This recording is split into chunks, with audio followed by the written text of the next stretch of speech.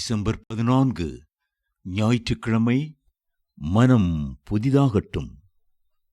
தேவனுடைய நன்மையும் பிரியமும் பரிபூரணமுமான சித்தம் என்னதென்று பகுத்தறியத்தக்கதாக உங்கள் மனம் புதிதாகிறதுனாலே மறுரூபமாகுங்கள். ரோமர் 12:2.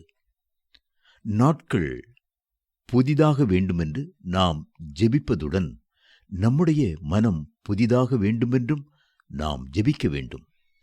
மனம் புதிதானால் மாத்திரமே நம் வாழ்க்கை முழுவதும் மகிழ்ச்சியானதாகவும் மறுரூபமானதாகவும் இருக்கும். ஐயா, ஜெபிக்க வேண்டுமென்று விரும்புகிறேன், ஆனால் என் மனதோ அலைந்து திரிகிறது, மனதை ஜெபத்தில் ஒருமுகப்படுத்த முடியவில்லை என்று ஊழியங்களுக்கு செல்லும் போது பலர் என்னிடத்தில் வந்து சொல்லுகிறார்கள். இன்னும் சிலர், வேதத்தை வாசித்து தியானிக்க விரும்புகிறேன், ஆனால் என் மனதில் அதை குறித்து ஒரு நாட்டம் இல்லை, வேதத்தை கையில் எடுத்தவுடன் தூக்கம் வந்து விடுகிறது என்கிறார்கள். இன்னும் சிலருடைய மனம் உலகப் பொருட்களின் மேலும் உலக இச்சைகளின் மேலும் அலைமோதி கிடக்கிறது.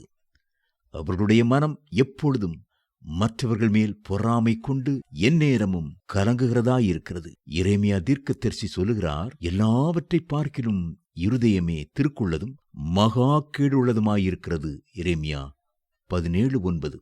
தேவ பிள்ளைகளே, இன்று கர்த்தரை நோக்கி பார்த்து, என்னுடைய மனதை புதிதாக்கும் ஆண்டவரே என்று மன்றாடுவீர்களா?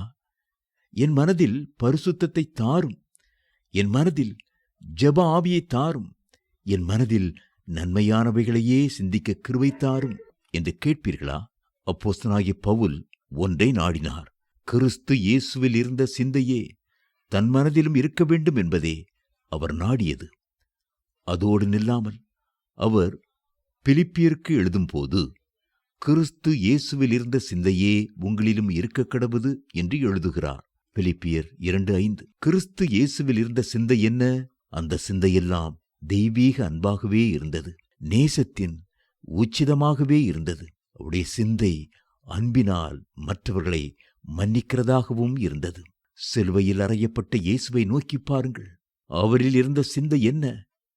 பிதாவே, இவர்களுக்கு மன்னியும், தாங்கள் செய்கிறது என்னதென்று அறியாதிருக்கிறார்களே என்பதே அவரது சிந்தையாயிருந்தது. அவரில் எத்தனை கரிசனை பாருங்கள், எத்தனை அன்பு பாருங்கள். தன்னை பாடுகளுக்கு உட்படுத்தினவர்கள் மேலும் அவருடைய சிந்தை அன்பின் சிந்தையாகவே இருந்தது. தன்னுடைய தாயை குறித்தும் ஒரு உத்தரவாதம் உள்ளவராகவே இருந்தார். தன்னுடைய சீஷர்களையும் நோக்கி பார்க்கிறவராயிருந்தார். அவருடைய சிந்தையெல்லாம் மற்றவர்களுக்கு நன்மை செய்ய வேண்டும் என்பதிலேயே இருந்தது. தேவ பிள்ளைகளே, உங்கள் இருதயம் மறுரூபமாக்கப்பட்டிருக்கும் என்றால் உங்களுடைய சிந்தை கிறிஸ்து இயேசுவில் உள்ள சிந்தையாகவே இருக்கும். மெய்யான நீதியிலும் பரிசுத்தத்திலும் தேவனுடைய சாயலாக சிருஷ்டிக்கப்பட்ட புதிய மனுஷனை தரித்துக் கொள்ளுங்கள். எபேசியர் 4:24.